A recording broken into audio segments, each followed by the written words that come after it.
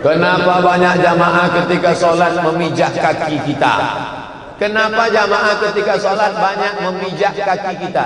Dia bukan memijak, dia mau merapatkan, karena di antara celah-celah di situ ada setan. Qadamun biqadamin, kaki rapat dengan kaki. Mangkibun bimangkibin, bahu rapat dengan bahu.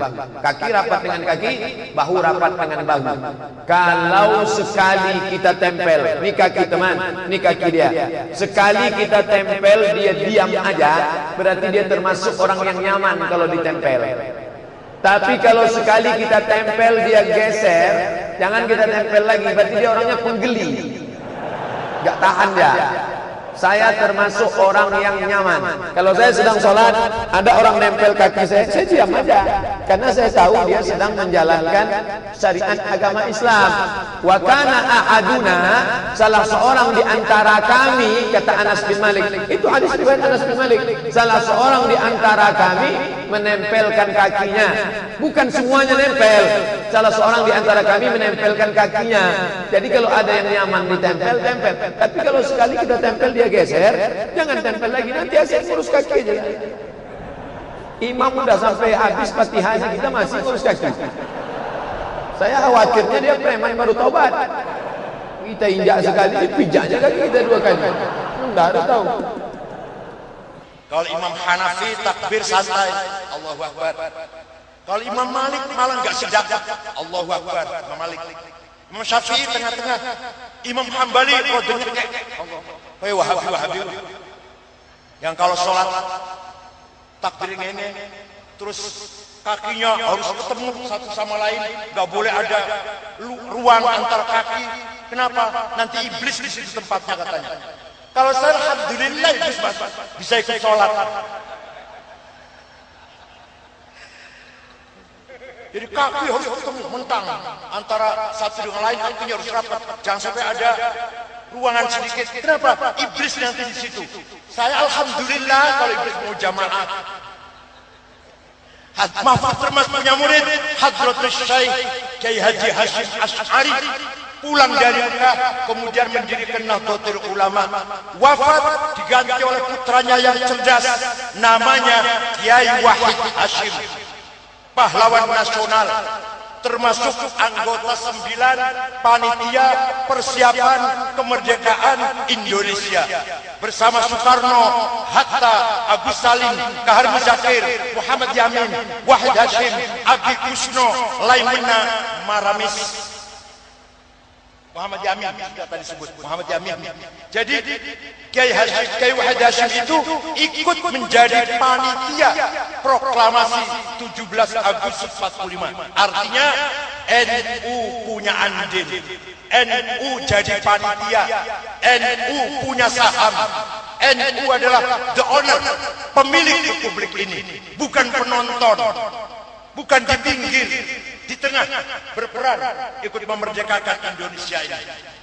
Wahid Hashim wafat punya putra di atas cerdas. Kalau Wahid Hashim cerdas, putranya sanduret cerdas. Kiai Haji Abdurrahman Wahid Gus Dur, yang sampai sekarang mungkar nakir belum bisa nanyai Gus Dur. Karena di dalam hadis sahih,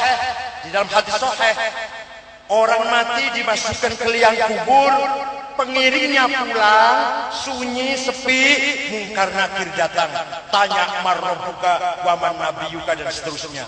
Gus Dur nggak pernah sepi kuburannya. Sampai sekarang mungkar nakir masih ngantri, nunggu kapan sepinya ini aku tak. Sampai sekarang belum bisa. Ketika ada ustadz tertentu, kiai tertentu yang melecehkan hukum dan syariah, contoh seperti Profesor Dr. Adil Siraj, kalau dia berzina haram kita umbar, dia korupsi haram kita ceritakan di mimbar, di majelis yang terhormat seperti ini. Tapi ketika dia mengatakan, saya malah senang kalau ada setan di sebelah saya, setannya ikut sholat berjamaah, itu kan sebuah kesesatan. Itu dikatakan Adil Siraj. Bahkan dia katakan kemarin, orang yang berjenggot itu orang bodoh. Berarti dia sudah menghina semua Nabi dan Rasulullah. Karena berdasarkan hadis sahih, semua Nabi dan Rasul berjenggot. Nauzubillah ini Pak. Rasul nyuruh lurus dan rapatkan shaf. Karena lurus dan rapat shaf bagian dari kesempurnaan sholat. Karena kalau kerenggang setan masuk. Dia bilang, syukur setan masuk ikut sholat jamaah. Ini profesor Pak, pakar Quran ini. Ini boleh kita umbar namanya agar orang menjauhinya. Mengabaikan fatwanya. Tidak membaca tulisannya. Menghinakan dia. Jadi kita boleh menghina orang kalau dia menghina agama. Melecehkan syariah. Rasulullah pernah Pak, lihat di hadis Sahih Muslim. Ketika ada seorang melecehkan Islam di mimbar Pak, ketika beliau hadir, sengaja dipermalukan Rasulullah. Anu bin Fulan, antum berdiri. Sudah orang melihat dia, wallahi antum munafik. Dipermalukan sama Rasulullah. Jadi makanya orang-orang jili itu namanya saya sebut. Orang mengatakan nggak boleh menyebut nama. Allah menyebut Firaun dalam Al-Quran, menyebut Qarun, menyebut Namrud. Sebetul kan Pak? Kalau dia merusak agama, buka Al-Quran, surat 415. Mana yang muda-muda ini? Subhanallah, lari semua. Bapak lihat Al-Quran 415.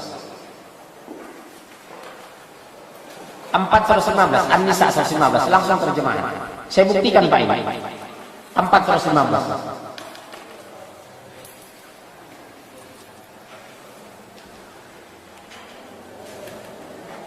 Udah? Ibu sudah Bu? Si Bapak siapa yang sudah? Pak ini, kasih mic-nya Pak yang sudah. Antum sudah? Langsung kencang. Bapak ini orang Batak ini ketahuan. Kencang. Belum nyala Pak. Ya. Dan barang siapa menentang Rasul Muhammad setelah jelas kebenaran baginya. Barang siapa yang menyimpang dari agama Allah dan Rasul setelah jelas kebenaran baginya, kuliahnya digontor, pesantrennya ditubuh ireng, akidahnya benar, tapi apa kata Allah Pak? Terus. Dan mengikuti jalan yang bukan jalan orang-orang mukmin. Termasuk Abu Siraj itu bukan jalan orang mukmin, bukan jalan Rasul, bukan ucapan orang-orang soleh. Terus kami biarkan dia dalam kesesatan yang telah dilakukannya itu, dan akan kami masukkan dia ke dalam neraka jahanam, dan itu seburuk-buruk tempat kembali. Lihat Bu, kami biarkan dia leluasa menyebarkan kesesatan itu. Metro TV mengangkat, Kompas memberitakan, media-media kafir sepakat dan senang. Tapi apa kata Allah? Tempatnya adalah neraka jahanam. Kami biarkan dia. Memang terjadi pembiaran Pak, sunnatullah. Setiap zaman ada yang menentang kebenaran. Jadi Bapak jangan kecil hati. Tugas kita melindungi, menjaga diri dan berdoa. Semoga kita terlindungi dari aliran sesat dan pemahaman sesat itu. Betul ya Pak? Dia nyeloneh dari Abu Siraj, makanya terpilih dengan dari ketua PBN ini. Allah biarkan